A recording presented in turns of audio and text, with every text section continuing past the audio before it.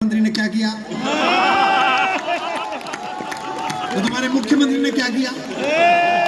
जो किया हम सब ने किया है? वोटर हमने पैदा किए, पद तुम्हें मिल गया। एक वो मुख्यमंत्री लिया है जो कह रहा प्रेम ही नहीं करने दूंगा। हमारे इतने पुराने प्रशंसक आयोजक हैं वो, जब बड़े महाराज जी शरीर में होते थे तो महाराणा प्रताप कॉलेज में कवि सम्मेलन होता था, उस समय छोटे महाराज जी व्यवस्था में होते थे। आजकल जो मुख्यमंत्री जी हैं, अब इन्होंने आते ही कह दिया रोमियो स्क्वाड लगाओ। अब हम गए बाहर तो हमको कवियों ने पकड़ लिया राजस्थान में। हम यहाँ कुछ भी कह लें अपने मुख्यमंत्री के बारे में, बाहर थोड़ी सुन लेंगे। एक वीर रस का कवि कहने लगा राजस्थान का कि कैसा मुख्यमंत्री है, तुम्हारा प्रेम ही नहीं करने दे रहा। मैंने कहा शट अप।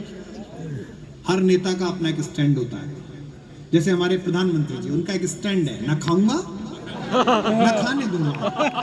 ये बात अलग है, कुछ लोग पैक करा के ले गए भाई, वो लेके लंदन चले गए, क्या करे इसमें। ऐसे ही प्रेम को लेके हमारे मुख्यमंत्री का स्टैंड है, न किया है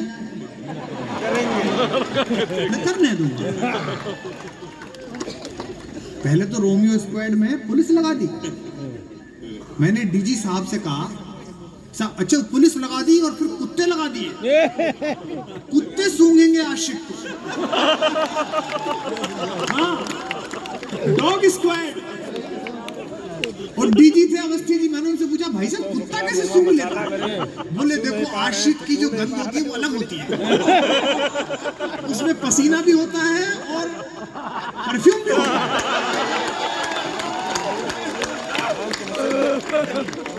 अच्छा फिर 2 महीने बाद डॉग स्क्वाड हटा दिया, तो मैंने कहा कुत्ते हटा क्यों दिए? बोले ये कम वक्त कुतिया के पीछे चले जाता है, इनके लिए कौन सा स्क्वाड लगा? गजब प्रदेश है यार, अद्भुत ही प्रदेश है, कुछ भी चलता रहता है यार, कमाल है। तब आपको कुछ पंक्तियां सुनाता हूँ, सुनिएगा। अब जब आप सुनने की स्थिति में आ जाओगे तभी शुरू करूंगा, मुझे पता है। कि पुकारे आंख में चढ़कर तो खूं को खूं समझता है। ये टीवी वाले आज ढंग की चीज सुन रहे हो, इतने दिन बाद तुम आज तक वालों, और इन्होंने क्या चरस वही भाई साहब। ये तू कोरोना की बात कर रहा था रमेश मुस्कान, कोरोना अगर कोई मनुष्य होता तो भारत में आके आत्महत्या कर लेगा। उसकी समझ में आना बंद हो गया था कोरोना के मैं बीमारी हूं कि उत्सव। कोई पिज्जा बना रहा है, कोई बर्गर, किसी की लुगाई उसके बाल काट रही है। कानपुर आते आते कोरोना आत्महत्या की स्थिति में आ गया, क्योंकि उसने आज तक तो गले में पारदर्शी पदार्थ देखा था, कनपुरिया के गले में उसने लाल पदार्थ देखा। तो कनपुरिया पूछता और कोरोना से तुम कौन हो बे?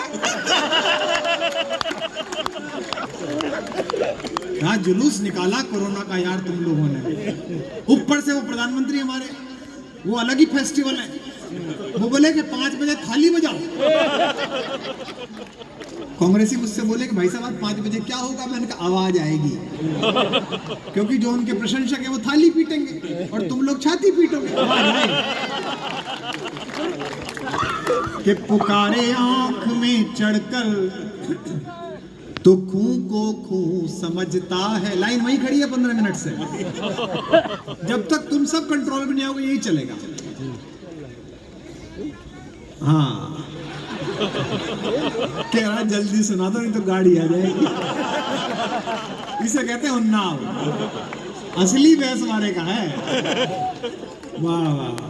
कि पुकारे आंख में चढ़कर, ओ भाई सही दिशा से सुन यार।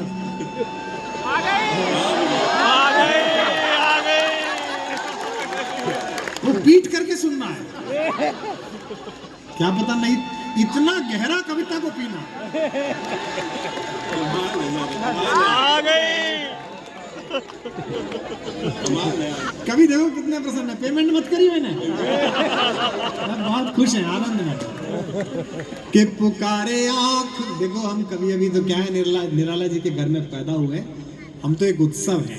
आप याद करके देखो इतना खुश आखिरी बार कब हुए थे, इतना आज हो। हमारे आने से अगर आप खुश हो जाएं, प्रसन्न हो जाएं, आपके चेहरे पर कि पुकारे आंख में चढ़कर तो खूं को खूं समझता है। अब वहां करना, अंधेरा किस को कहते हैं ये बस जुगनू समझता है। हमें तो चांद तारों में भी तेरा रूप दिखता है। क्या सोता है यार? हमें तो चांद तारों में भी तेरा रूप दिखता है। मोहब्बत में नुमाइश को अदाएं तू समझता है। फिर आखिरी आदमी तक मेरे साथ गाओ कि मोहब्बत एक एहसासों की पावन कहानी है। कभी कबीरा दीवाना था, कभी मीरा दीवानी है। यहाँ सब लोग कहते हैं जो तू सम फिर मुझे बुलाया क्यों था कि स्वयं से दूर हो तुम भी, हमसे दूर है हम भी, बहुत मशहूर हो तुम भी, बहुत मशहूर है हम भी, बड़े मगरूर हो तुम भी, मगरूर है हम भी, अतः मजबूर हो तुम भी। मजबूर है हम भी। बुलवा के बिहारी लाल की कि मैं जब भी तेज चलता हूँ नजारे छूट जाते हैं। तुम 11 साल में बड़े ही नहीं हुए, जरा दाद दो। कि मैं जब भी तेज चलता हूँ नजारे छूट जाते हैं। कोई जब रूप गढ़ता हूँ तो सांचे टूट जाते हैं। मैं रोता हूँ तो आकर लोग कंधा थप थपाते हैं। अब पीछे के लोगों की भी तालियां चाहूंगा अगली लाइन पर। मैं रोता हूँ तो आकर लोग कंधा थप थपाते हैं। मैं हंसता हूँ तो मुझसे लोग अक्सर रूठ जाते।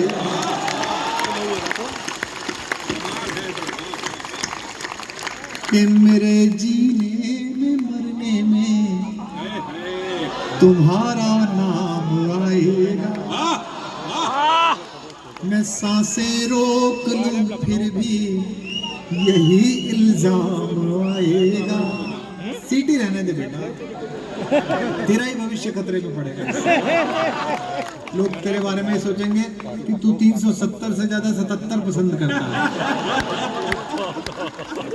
मैं सांसें रोक लूं फिर भी यही इल्जाम आएगा। हर एक धड़कन में जब तुम हो तो फिर अपराध क्या मेरा। कविता का माहौल बनाओ यार। हर एक धड़कन में जब तुम हो तो फिर अपराध क्या मेरा। अगर राधा पुकारेगी तो फिर घनश्याम आएगा। अगर राधा पुकारेगी तो फिर घनश्याम आएगा। चलिए कुछ मुक्तक अलग तरीके की सुनाता हूँ और वहीं से नहीं पहुंचूंगा। बहुत सारी मांगे लेकिन कहाँ जा सुना दूंगा। अरे मत तेरे घर जाकर सुनाऊंगा। कविता मांग रहा है कि जमानत के पैसे। सुनो केस अधूरी जवानी का क्या फायदा।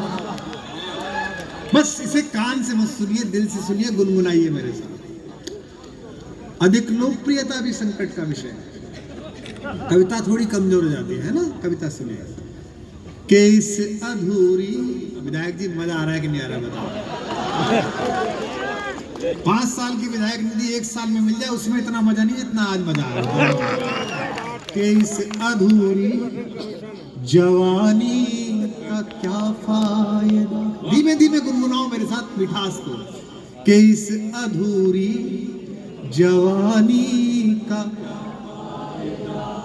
बिन कथानक कहानी का इसलिए ये कविता की जमीन है।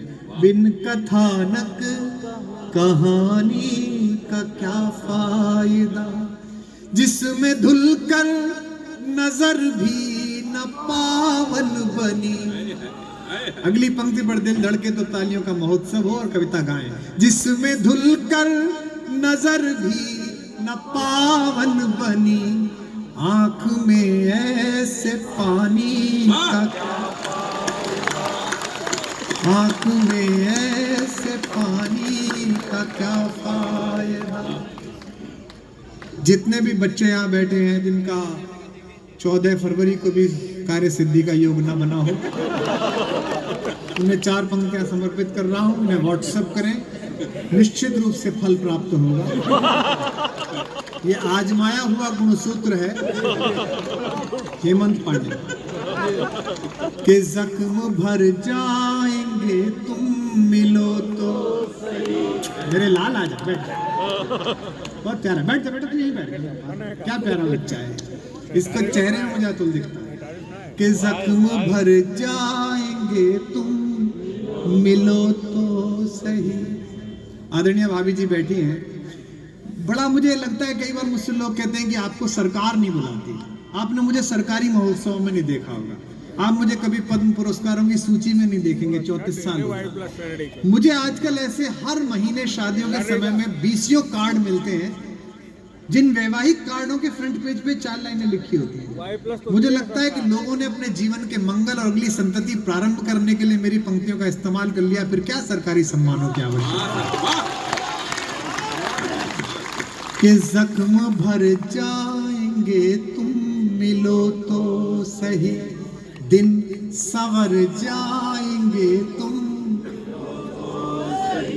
रास्ते में खड़े दो अधूरे सपन। पीछे तक, रास्ते में खड़े दो अधूरे सपन, एक घर जाएंगे तुम मिलो तो सही। एक, तालियां थोड़ी कम थी। एक घर जा, क्या सुनना है कि अब इसी को जिनका कार्य सिद्धि ना हुई, उनके दर्द निवारण के लिए कॉम्बी फ्लेम की 4 गोलियां दे रहा हूं। कि जख्म इतने, ये दोनों पीछे से उठ के आगे बैठने आए। पहली बार मुझे लगा कि मैं श्रवणीय भी हूँ और दर्शनीय भी हूँ। बैठ जा बेटा, नीचे आराम से बैठ। तू तो ऐसे बैठ गया कि देश की दशा शोचनीय और तेरी शोचनीय है। कि जख्म इतने मिले फिर सिले ही नहीं। गाओ ना वाला। कि जख्म इतने मिले फिर सिले ही नहीं, दीप ऐसे बुझे फिर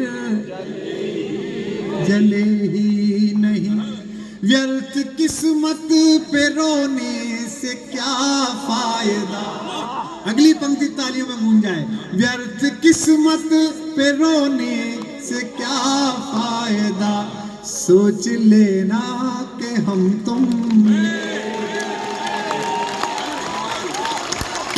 सोच लेना कि हम तुम मिले। जिन मूर्तिवत श्रोताओं ने अभी तक कोई प्रतिक्रिया नहीं दी है, उनको 4 पंक्तियां समर्पित करता हूं, शायद वो अब हिलें। के वक्त के क्रूर छल का भरोसा नहीं। यार सनी हर साल कराया कर बेटा, रुपए पैसे छोड़ मैं आ जाऊंगा यार, क्या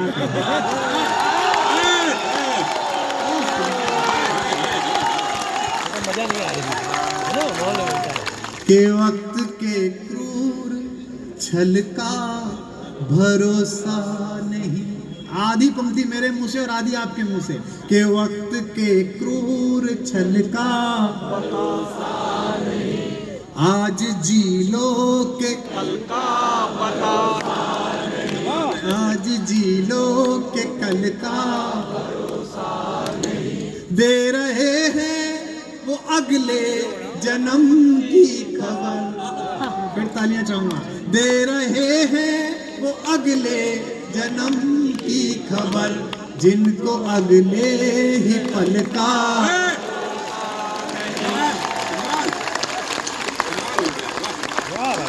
जिनको अगले ही पल का भरोसा नहीं। और इसलिए बुला लिया करो कि ताल को ताल की झंकृति तो मिले। 3-3 पीढ़ियां कविता सुन रही है, माताराम कविता सुन रही है, वो तो छोटा बच्चा कविता सुन रहा है। 3 जनरेशन कविता सुन रही है। जहां कहीं भी अतुल हो स्वर्ग में, उसे इस बात की प्रसन्नता हो कि उन्नाव में संस्कार निराला की जमीन में कि हजारों की संख्या में 4 पीढ़ियां कविता सुनते हैं कि ताल को ताल की झंकृति तो मिले, रूप को भाव की अनुकृति तो। क्या शिल्प है सर, वाह। उन्नाव वालों, मैं भी महफिल में आने लगूं आपके,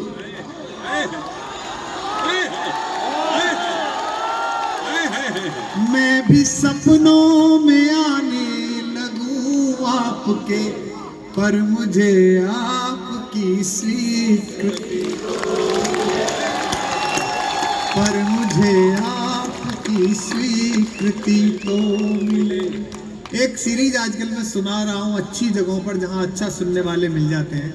कल बच्चे अच्छे थे वहाँ आज तक में, तो सुना पाया। जब मैं यहाँ आया था शुरुआती दौर में तो बिल्कुल नया लिखने वाला था, अभी भी नया ही हूँ। गोस्वामी जी कहते हैं कि हम पर तो कविता ही नहीं है, शब्द जोड़ रहे हैं। अगर हमारे बड़े घर के ने ऐसी बात कही तो हम तो क्या कहेंगे। इसको पूरा सुना कम पाता हूं, अगर आज आपने सुन लिया तो पूरा सुना दूंगा। इसमें एक शब्द है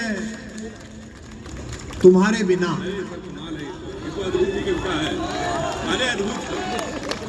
इसको गुनगुनाइएगा।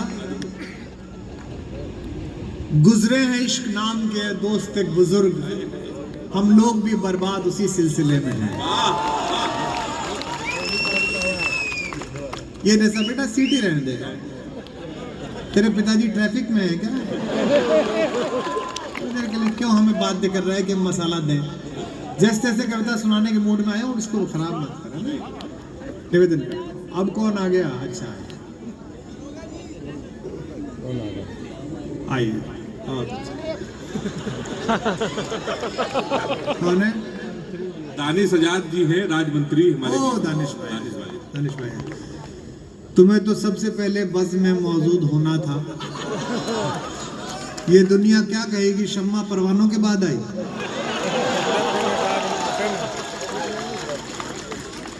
हेलो बिठा तो बैठ गए मंत्री जी, चलो बैठ जाओ दोनों इधर आ जाओ। चलो बहुत अच्छा। कहाँ बिजी थे इतने बजे तक? सब काम निपटू क्या है?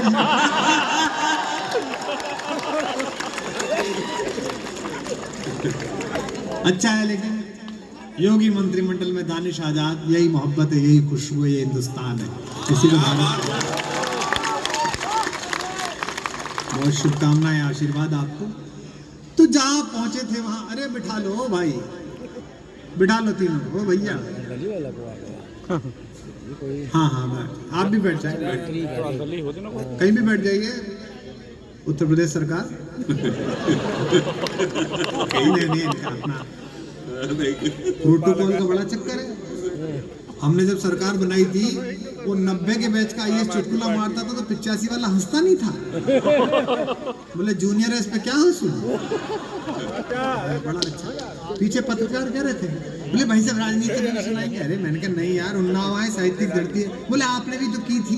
मैंने कहा बाद में हमारे साथ हो गई।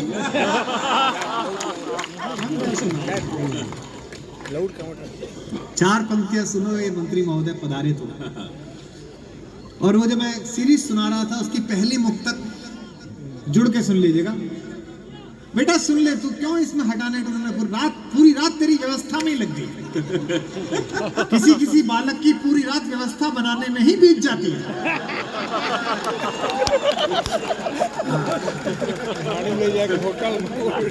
सुबह को बहनें दरवाजा पीट देती हैं कि बहू को अम्मा बुला रही है। तब से व्यवस्था सुनता नहीं है दुष्ट कहीं का। मैं नहीं चाहता कच्चे में उतरूं या कच्चे में खींच लेता। मैं सोच रहा हूँ कविता सुनाऊं, पता नहीं क्या, इसे हटा उसे हटा, अब क्या करेगा, हो रहा है जो होने दे। हम भी तो छोड़ आए कि जो हो रहा होने दे। सुनो, अब पहली मुक्तक सुनो और इसको महसूस करो। देखो साहब क्या दिन देखे हमने, जो आंसू में लिखा वो ठहाके में बेचना पड़ा। है सर, कमाल है, अद्भुत अद्भुत। कि जिंदगी से लड़ा हूं तुम्हारे बिना, ये तुम्हारे बिना पकड़ो, गुनगुनाओ और इस गंगा के पानी में अगर एक आंसू की बूंद आपकी पहुंच जाए तो मेरा पारिश्रमिक सार्थक हुआ। सुनिएगा, मुझे उसमें उतरने दो जहां मैं पहुंचाना चाह रहा हूं। मुझे तो ये भी पता नहीं कि वो कहाँ है, सुनती भी है कि नहीं सुनती है, पर हर रात सुनाता हूं कि पता नहीं किस दिन कोई सुन ले।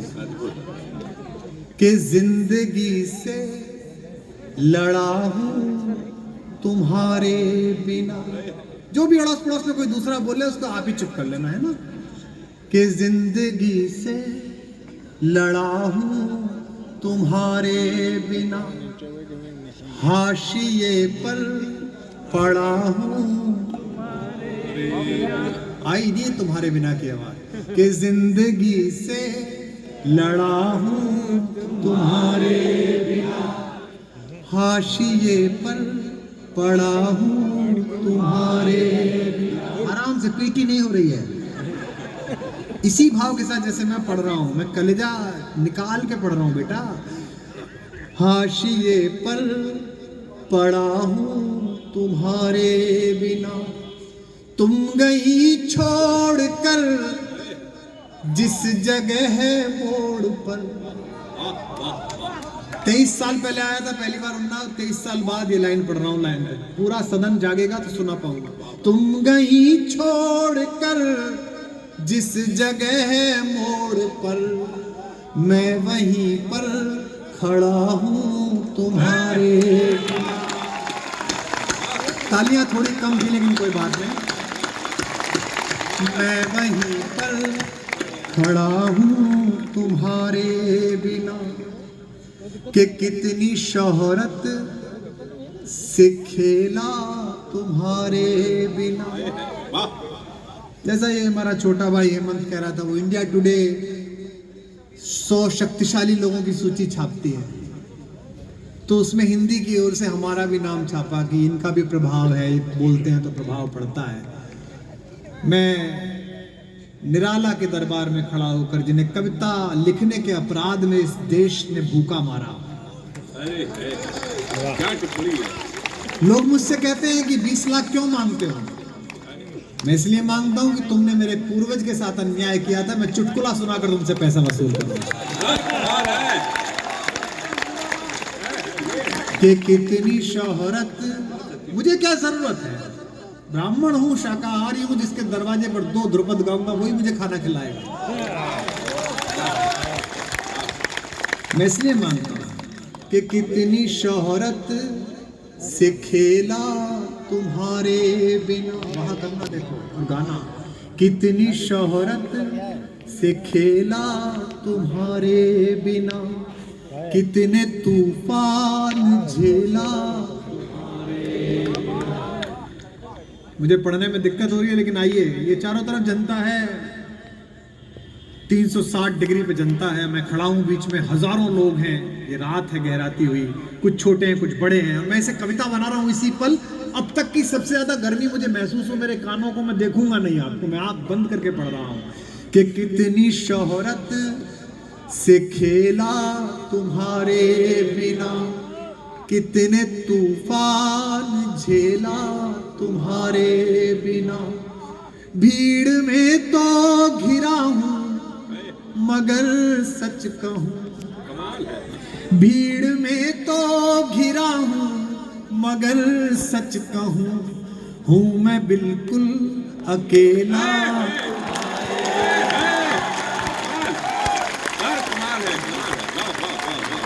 हूं मैं बिल्कुल अकेला तुम्हारे बिना, हर गजल में दिखा हूं तुम्हारे बिना।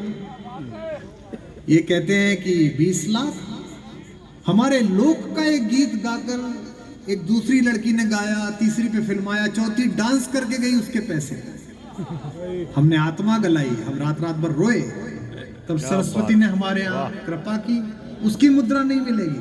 तब पंक्ति पढ़ रहा हूं कि हर गजल में दिखा हूं तुम्हारे बिना। मंडी देख के माल निकाला जाता है।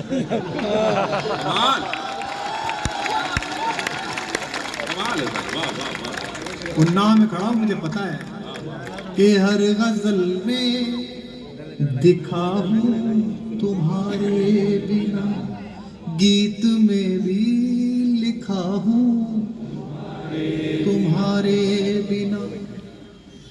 लोग कहते हैं महंगा हूं सबसे, मगर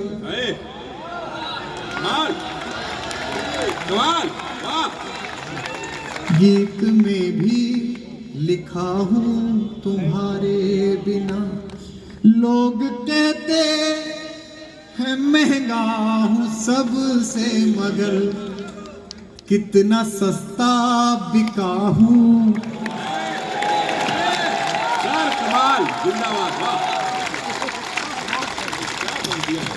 कितना सस्ता बिका हूं तुम्हारे बिना। मैंने जीवन गवाया तुम्हारे बिना। ये अगली लाइन कविता की है, मुझे आज तक इस पर वो दाद नहीं मिली मैं जो सुनना चाहता था, क्योंकि ज्यादा गहरी कविता हो गई। शायद उन्नाव मुझे मेरे इस पश्चाताप से बाहर निकाले कि मुझे दाद नहीं मिल पाई। अगली लाइन में कि मैंने जीवन गवाया तुम्हारे बिना, तुमने कैसे बिताया तुम्हारे।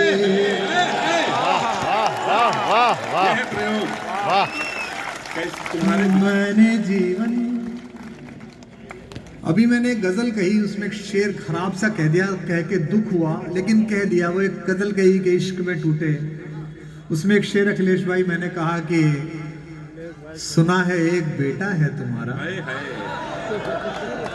सुना है एक बेटा है तुम्हारा, दुआ है वो भी इश्क में टूटे। कि मैंने जीवन गवाया तुम्हारे बिना, तुमने कैसे बिताया तुम्हारे बिना। मैं मुकम्मल किसी को मिला ही नहीं,